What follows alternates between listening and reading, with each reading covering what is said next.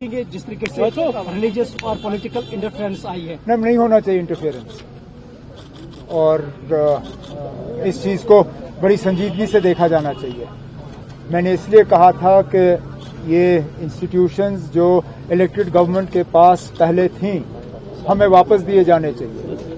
जे&के power development corporation में power minister हूं, लेकिन पावर डेवलपमेंट कॉरपोरेशन अभी तक इलेक्टेड गवर्नमेंट को वापस दिया नहीं गया है।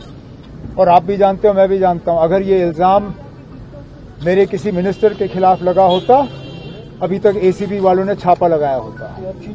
ये प्रोजेक्ट्स न सिर्फ जम्मू कश्मीर के लिए हैं, ये पूरे मुल्क के लिए हैं। These are projects of national importance. इसमें कहीं पे भी दखल की इजाजत नहीं होनी चाहिए।